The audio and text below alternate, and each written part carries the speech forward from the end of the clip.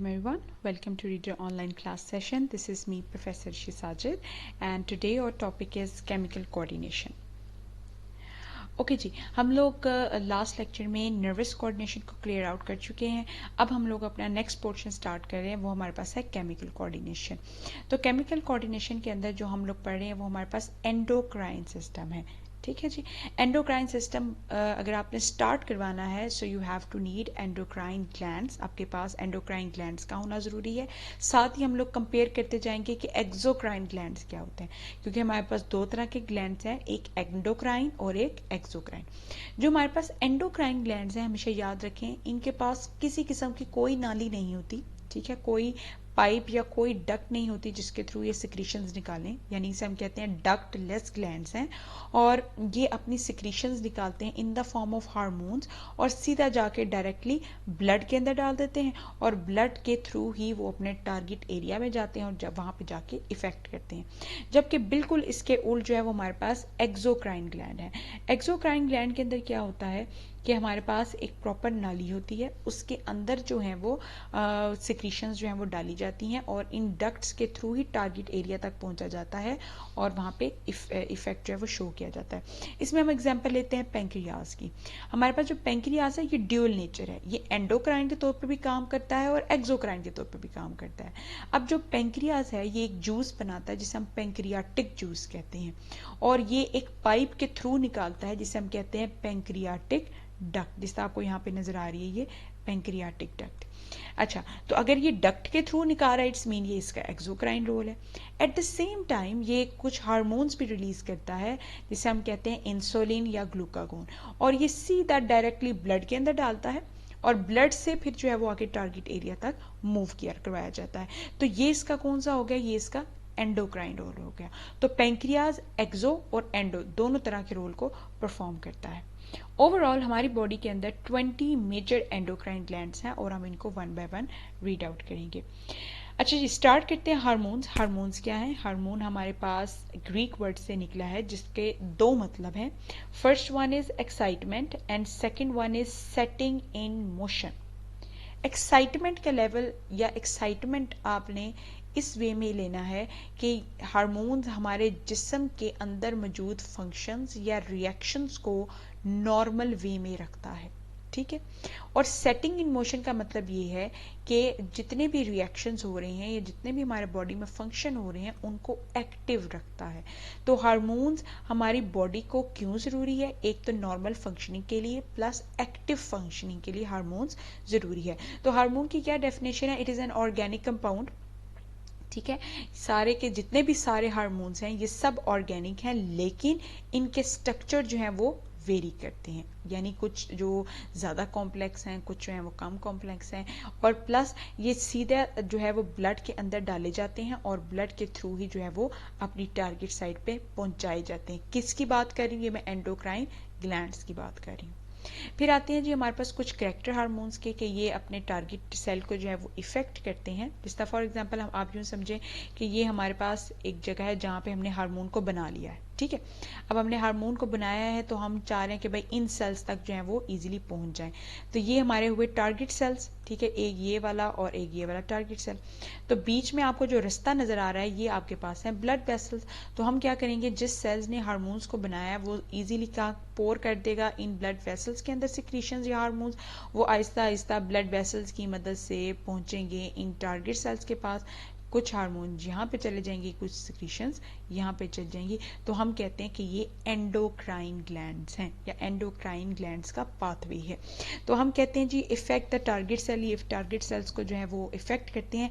लेकिन एक बहुत इंपॉर्टेंट चीज़ आपने याद रखनी है, ये कभी भी किसी भी रिएक्शन को स्टार्ट नहीं करवा सकते. Don't initiate the biochemical reaction. ये किसी भी रिएक्शंस को स्टार्ट नहीं करवाएंगे, इनफैक्ट ये रेगुलेट करवाएंगे. ठीक है, अब रेगुलेट दो तरीकों से हो सकते हैं. या तो सिंपली किसी भी रिएक्शन को रेगुलेट करवाएंगे. रेगुलेट का मतलब ये है कि उसको या तो बंद करवा देंगे या उसको मजीद इन्हेंस करवाएंगे. सेकेंडली, ये अगर उस रिएक्शंस के अंदर एंजाइम्स मौजूद हैं तो उन एंजाइम्स की एक्टिविटी को रेगुलेट करवाएंगे. या तो उनको स्टार्ट करवाएंगे या उनको बंद करवा देंगे. ठीक है, तो ये हमने याद रखना है कि ये रिएक्शंस को रेगुलेट करवाते हैं, ये रिएक्शंस को इनिशिएट नहीं करवाते। अच्छा जी, तो हमने यहीं पे लिखा है कि स्टिमुलेट या इनहिबिट करते हैं फंक्शंस को। और हमने ये भी कहा था कि जो हार्मोन्स हैं, यानी कि जो हार्मोन्स का सिस्टम है, ये बहुत ही स्लो प्रोसेस है। पहले हार्मोन्स का बनना, फिर उनका पहले तो सबसे पहले मैसेज आता है, मैसेज आए, फिर हम उस हार्मोन्स को बनाए, हार्मोन्स को बनाने के बाद ब्लड में पोर करवाएं, और फिर वो आहिस्ता आहिस्ता ब्लड में जाते जाते अपने टारगेट सेल तक पहुँचें, फिर टारगेट सेल को इफेक्ट करें, और फिर जाकर रिस्पॉन्स जनरेट हो। तो ये बड़ा ही स्लो प्रोसेस है, और ये लॉन्ग टर्म चेंजेस को कंट्रोल करता है। इस द रेट ऑफ ग्रोथ, ठीक है, ग्रोथ की डेवलपमेंट या ग्रोथ आना, ये सब भी हार्मोन्स के जिम्मे है। इसके अलावा सेक्सुअल मैच्योरिटी, हम लोगों ने पढ़ा था 18 चैप्टर रिप्रोडक्शन के अंदर कि हमारे पास दो तरह के करेक्टर होते हैं। एक होता है primary secondary character, and then we have primary characters, and then we have secondary characters. तो प्राइमरी को कन्वर्ट करना इनटू सेकेंडरी, ये भी हार्मोन्स का काम है। फिर at the same time metabolic activity को भी कंट्रोल करना, ये भी हार्मोन्स का ही काम है। अच्छा जी, क्लासिफिकेशन पढ़ लेते हैं हार्मोन्स की। हार्मोन्स हमारे पास आमतौर पे 4 तरह के होते हैं। First one is protein, second one is amino acid, third one is polypeptide, and fourth one is steroid. अच्छा, आप कहेंगे मैडम कि ये तीनों तो प्रोटीन ही है, लेकिन यहाँ पे नंबर डिफर करते हैं। अगर तो आपके पास कम तादाद हो अमाइनो एसिड की, then it is simply amino acid classification. थोड़े ज़्यादा हो तो पॉलीपेप्टाइड, बहुत ज़्यादा हो तो वो प्रोटीन। ठीक है जी, तो प्रोटीन के अंदर जो हमारे पास हार्मोन आते हैं वो हमारे पास इंसुलिन एंड ग्लूकागोन है। अमाइनो एसिड के अंदर जो हार्मोन्स आते हैं वो है thyroxine, epinephrine and nor epinephrine. इनके जो सेकंड नेम है ये भी आपने याद रखने हैं, एड्रेनालिन एंड नॉर एड्रेनालिन। फिर पॉलीपेप्टाइड में वेसोप्रेसिन, जिसे हम एडीएच भी कहते हैं, anti diuretic hormone, and oxytocin. फिर आता है जी स्टीरॉइड्स में एस्ट्रोजन, प्रोजेस्टेरॉन एंड टेस्टोस्टेरॉन। और आपको पता है ये तीनों जो हार्मोन्स हैं ये male and female reproductive system में यूज़ करते हैं हम लोग।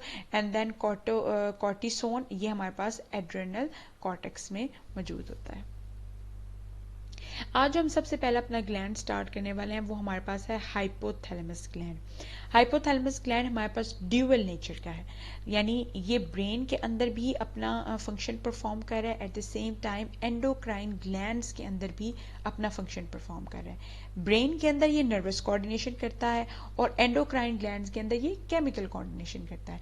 दैट्स वाई हम कहते हैं ये ड्यूअल नेचर का है। हाइपोथैलेमस हमारे पास फोर ब्रेन का पार्ट है, या हम सिंपली कह सकते हैं it is a part of limbic system.